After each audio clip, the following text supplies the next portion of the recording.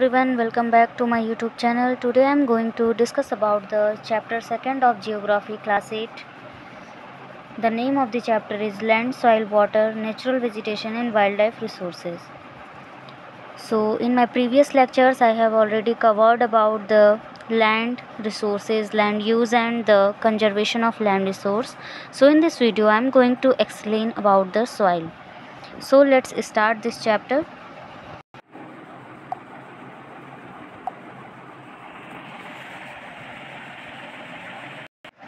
So in this video we are going to discuss about the soil, factors of soil and formation, degradation of soil and conservation and measures.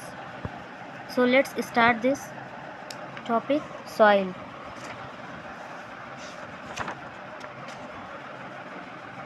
What is soil? The thin layer of grainy substances covering the surface of the earth is called soil. यानी कि जो पतली layer होती है surface की, जो cover करती है सरफेस को, अर्थ की सरफेस को कवर करती है, जो बिल्कुल दानेदार होती है, जिसको हाथ में लेते हमें लगता है कि थोड़ी ग्रेनी है, तो ये जो थिन लेयर होती है ये कहलाती है soil. It is closely linked to land. ये लैंड से रिलेटेड है, जुड़ी हुई है लैंड से. Landforms determine the type of soil. Landforms जो है वो डिटरमाइन करते हैं टाइप ऑफ सॉइल को, कि किस तरह की मिट्टी होगी. सपोज़ अगर लैंडफॉर्म जो है वो डेजर्ट्स में है तो डेजर्ट्स की जो मिट्टी होती है थोड़ी रेतीली होती है, सैंड होता है उसमें. एंड वही अगर हिल स्टेशंस की देखें तो वहाँ पे चट्टानें जो होती हैं उसकी टूट फूट से बनी हुई जो मिट्टी होती है तो थोड़ी पथरीली होती है. तो इस तरह के लैंडफॉर्म भी डिटरमाइन करते हैं कि किस तरह की मिट्टी होगी. Soil is made up of organic matter, minerals and weathered rocks found on the earth. Soil जो है वो ऑर्गेनिक मैटर से बनी होती है, वीदर्ड रॉक से बनी होती है, मिनरल से बनी होती है, जो कि अर्थ पे पाए जाते हैं. What is organic matter? Organic matter means the remain of dead plants, animals and these are going to be called organic matter. minerals जो अर्थ में पाए जाते हैं, withered rocks चट्टानें जो टूट करके पृथ्वी पे मीन्स की मिट्टी में मिल जाती हैं, ये हो जाती हैं withered rocks. अब यहाँ पे withered क्या होता है? withering मीन्स होता है the breaking of decay of exposed rocks. Here is the portion withering. The withering, the breaking of and decay of exposed rocks by temperature changes, frost action, plants, animals and human activities. Withering में क्या होता है? जो rocks होती हैं उनके टूटे फूटे जो चीज़ें होती हैं, decay of exposed rocks and by temperature. ये किसके होती हैं? टेम्परेचर चेंज होता है तो इस वजह से होती हैं. फ्रॉस्ट एक्शन, बर्फ़ का उस पर प्रभाव पड़ता है. प्लांट्स और एनिमल्स और ह्यूमन एक्टिविटी का प्रभाव पड़ता है, जिससे क्या होती हैं? चट्टानें आपस में टकराव से टूटती हैं और इसकी वजह से ये इस प्रोसेस को बोलते हैं विदरिंग. तो इसके वजह से भी रॉक्स का फॉर्मेशन होता है. This happen through the process of withering. इसको ये सारी चीज़ें विदरिंग के थ्रू होती हैं. Right mix of minerals and organic matter make the soil fertile. जो राइट मिक्सअप होता है, जो मिश्रण होता है खनिज का और ऑर्गेनिक मैटर का, वो सॉइल को फर्टाइल बनाती है. फर्टाइल का मतलब होता है उपजाऊ बनाती है. Here you can see the picture of withering.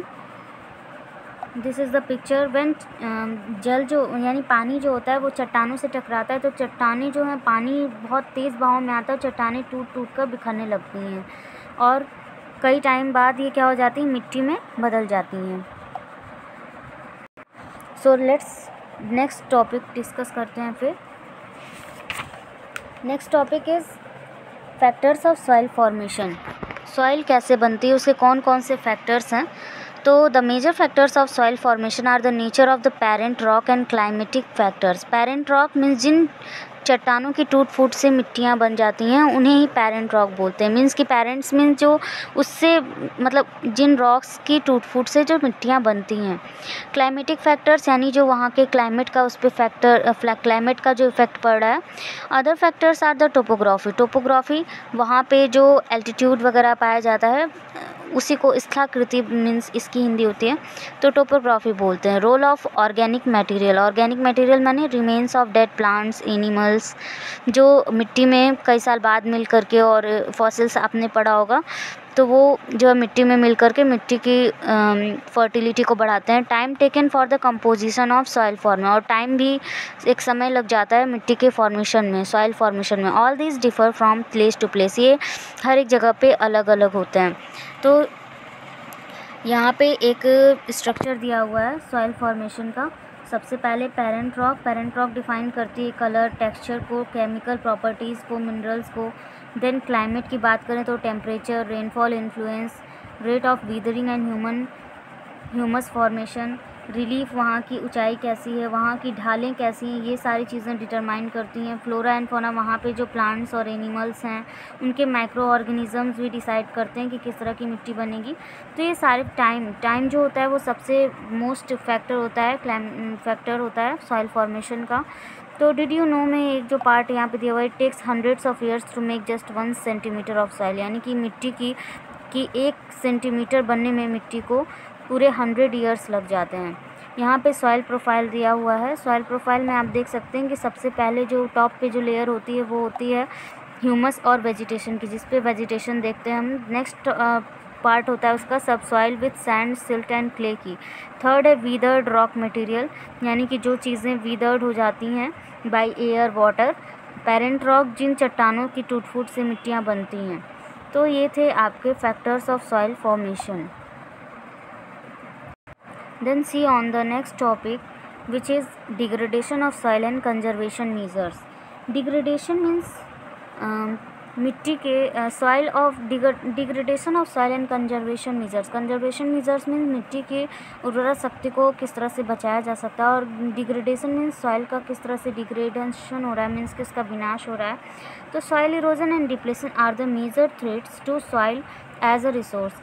Soil erosion means आपने पढ़ा होगा कि मिट्टी के जो कटाव बहाव होता है, तो जिसको मृदा अपरदन हिंदी में बोलते हैं। और डिप्लेशन मीन्स दोनों जो होते हैं, ये दोनों फैक्टर एक दूसरे से डिफरेंट होते हैं। जब मिट्टी की लेयर एक जगह से दूसरी जगह, हवा, पानी और भी बहुत सारे फैक्टर्स जब इस पर काम करते हैं और एक जगह से दूसरी जगह बहकर चली जाती है, हट जाती है, उड़ जाती है, तो ये सॉइल इरोजन होता है।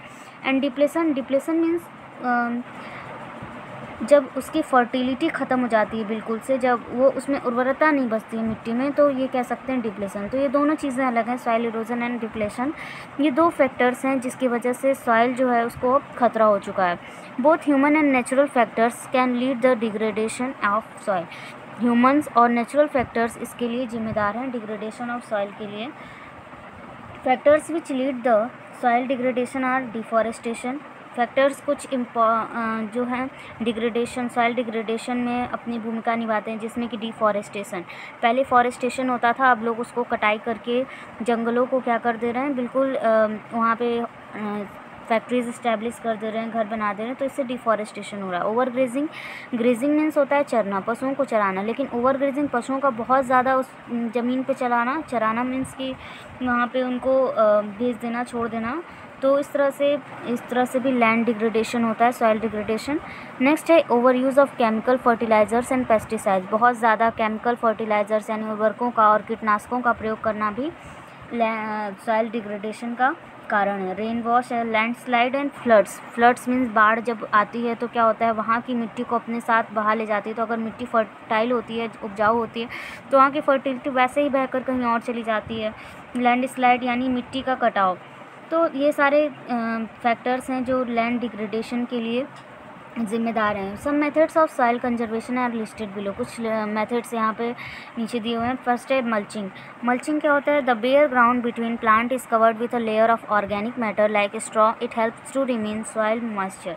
मल्चिंग मीन्स क्या होता है, जब जो खाली ज़मीन है उस पर बिटवीन प्लांट्स यानी प्लांट्स के बीच में जो खाली ज़मीन है उसको किससे कवर कर देना, ऑर्गेनिक मैटर से। जैसे कि स्ट्रॉ जो घास फूस होती है, कह सकते हैं गेहूँ वगैरह की जो घास हो, मीन्स गेहूँ जब सूख जाता है, गेहूँ निकालने के बाद जो चीज़ें बचती हैं वो हो गया स्ट्रॉ ऑर्गेनिक मैटर में।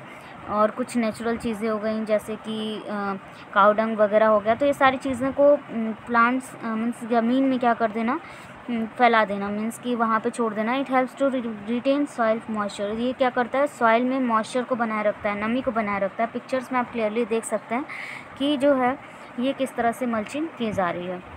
नेक्स्ट है हमारा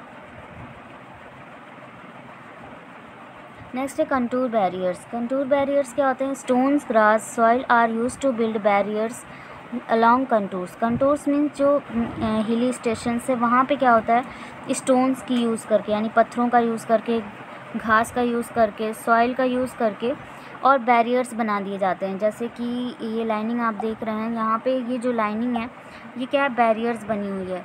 ये बैरियर्स क्या करते हैं, मिट्टी जब पानी आता है तो पानी के बहाव को कम करता है, वहाँ पे रुकता है। Trenches are made in front of the barriers to collect water. Trenches means होते हैं गड्ढे, कुछ गड्ढे टाइप का बना दिया जाता है जिससे कि पानी का जो बहाव है वो धीरे धीरे आए और पूरी मिट्टी को एक साथ न बहा के ले जाए। नेक्स्ट है रॉक डैम। रॉक डैम क्या है, rocks are piled up to so down to the flow of water. Rocks को रखा जाता है पानी के बहाव के बीच में ताकि ये पानी को पूरी तेज़ी से बहा कर अगर जब ले आता है तो मिट्टी का जो सॉइल लॉस है, यानी मिट्टी अगर पानी के बहाव से पूरा बहकर चली आती है तो इससे क्या होता है, सॉइल डिग्रेडेशन होता है। तो इसको रोकने के लिए रॉक डैम बनाए जाते हैं।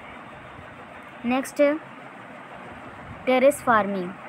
Broad flat steps or terraces are made on the steep slopes so that surface are available to grow crops. Means कि टेरेस फार्मिंग में क्या होता है, जो हिल स्टेशंस होते हैं वहाँ ज़मीनें तो समतल होती नहीं है, तो इसलिए वहाँ सीढ़ी नुमा खेती की जाती है, स्टेप बनाए जाते हैं, सीढ़ियाँ बनाई जाती हैं और वहाँ पे खेती की जाती है। तो इससे क्या होता है, वहाँ पे बहुत अच्छी खेती हो जाती है। They reduce surface run of and soil erosion. और ये क्या करते हैं, मिट्टी यानी मृदा अपरदन को भी रोकते हैं, यानी कि मिट्टी के कटाव को भी ये रोकते हैं। तो यहाँ पे आप देख सकते हैं कि ये जो फार्मिंग हो रही है, टेरेस फार्मिंग हो रही है, इसको सीढ़ी नुमा खेती भी बोलते हैं। नेक्स्ट है intercropping. Different crops are grown in alternate rows and are sown at different times to protect the soil from rain wash. Intercropping में क्या होता है, बहुत सारी फसलों को एक एक रो में अलग अलग, यानी कि एक ही वन टाइम में बहुत सारे अलग अलग, जैसे इसमें टमाटर की खेती, इसमें मिर्च की खेती, तो अलग अलग एक रो में, मतलब एक ही ज़मीन पे अलग अलग रो में अलग अलग तरह की फसलें उगा दी जाती हैं, इसको बोलते हैं intercropping. Next one is contour plugging. Contour ploughing parallel to the contours of a hill slope to form a natural barriers for water to flow down the slope. Contour ploughing में क्या होता है, जैसे कि कंटूर बैरियर्स हमने पढ़ा था, तो उसी को बनाना होता है कंटूर प्लोइंग।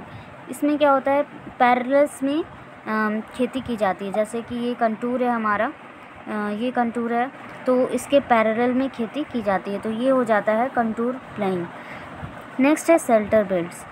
शेल्टर बेल्ट्स में क्या होता है, शेल्टर बेल्ट्स में कोस्टल एरियाज़ और जितने भी ड्राई रीजन्स होते हैं उसमें rows of trees are planted to check the wind movement to protect soil cover.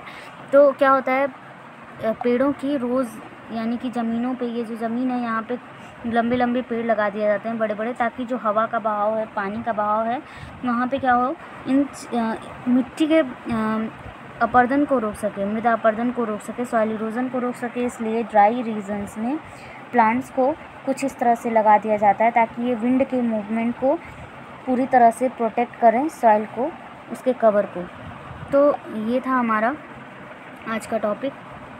यहाँ आप देख सकते हैं किस तरह से यहाँ पे लैंड स्लाइड हो रही है। लैंड स्लाइड में पूरा ज़मीन का जो हिस्सा होता है वो पूरी तरह से कट करके अलग हो जाता है। This is land slide. Next one is terrace farming. Here you can see the terrace farming picture. Next one is contour ploughing. You can see here the contour ploughing. This is mulching. Organic matters को क्या करते हैं, डालते हैं ज़मीन में। This is mulching. So the video is totally covered all the topics. So if you like my video, then please subscribe my channel. Thank you for watching.